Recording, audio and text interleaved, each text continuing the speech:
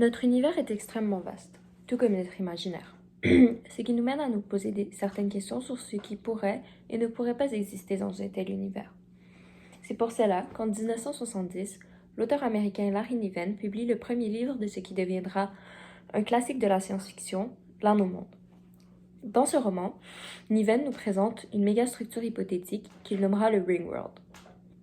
Celui-ci est un anneau d'environ une unité astronomique de rayon, orbitant autour d'une étoile similaire à notre Soleil. Le but de cette analyse est de discuter de trois principaux aspects du Ring World. Premièrement, nous discuterons de la surface habitable du Ring World ainsi que de sa masse afin de les comparer à celle de la Terre. Ensuite, je vous présenterai les différentes caractéristiques physiques de l'anneau monde. Et pour finir, nous discuterons de la stabilité orbitale d'un tel anneau. Tout d'abord, afin de trouver la surface habitable du Ring World, il faut tout d'abord trouver sa surface totale.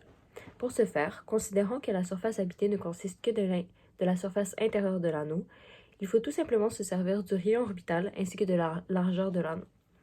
Le rayon sert donc à trouver la circonférence.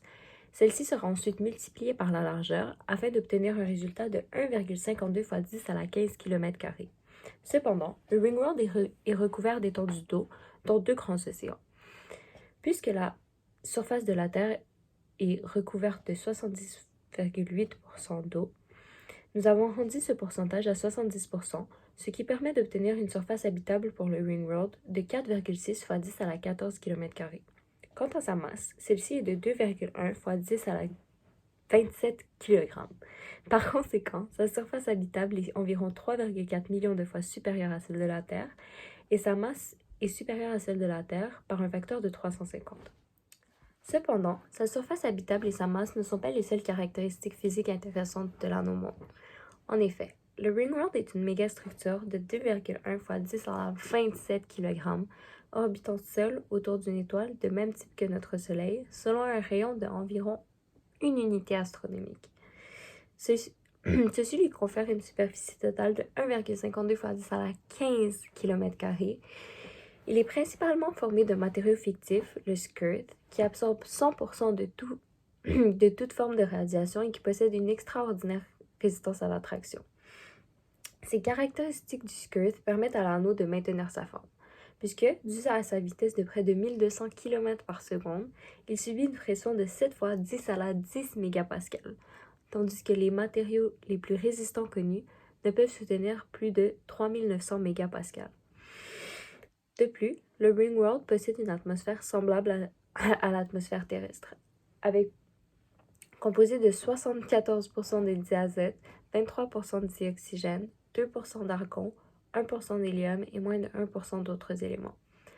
L'existence de cette atmosphère est rendue possible par les murs de près de 1600 km de hauteur entourant les bordures de la mégastructure. Quant au nombre de personnes pouvant y vivre, il est nécessaire de se poser un nombre d'habitants par kilomètre carré. Plutôt que de choisir le pays le plus peuplé par habitant sur Terre, soit le Macao, avec ses 2500 habitants par kilomètre carré, nous avons plutôt choisi de poser le nombre d'habitants par kilomètre carré du Bangladesh, soit 1176 habitants par kilomètre carré. Par la multiplication de la surface habitable du Ring World, soit 4,56 fois 10 à la 14 km², par le nombre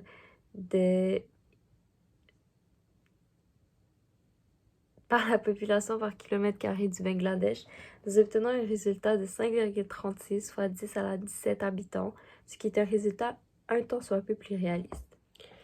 Discutons de la stabilité orbitale du Ring World dans le cas où son étoile centrale est décentrée. Dans cette situation, la stabilité orbitale du Ring World serait physiquement impossible. Si l'étoile centrale était décentrée, cela créerait une orbite de forme elliptique, ce qui entraînerait des vitesses différentes dépendamment de la position sur l'anneau.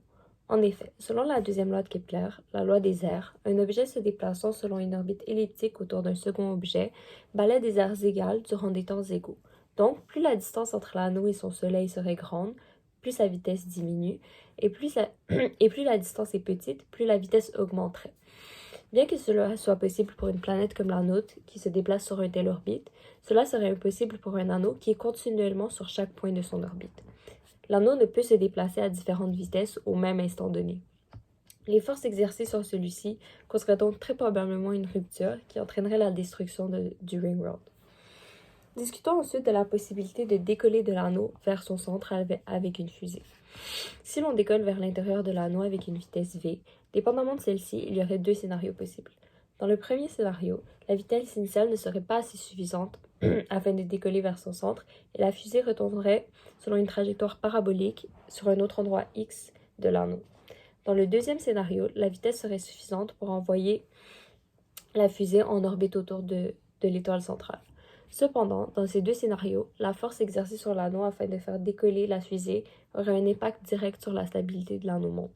Par conséquent, l'anneau ne serait plus stable et le point où la fusée a décollé s'éloignerait de l'étoile. Dans ce cas, l'étoile deviendrait décentrée et comme il a été plus tôt discuté, l'anneau est instable si son étoile est décentrée. En conclusion, avec une vitesse initiale suffisante, il serait possible de quitter la surface de l'anneau-monde en se dirigeant vers son centre. Cependant, cette action aurait de graves conséquences sur la stabilité de l'anneau et le détruirait éventuellement.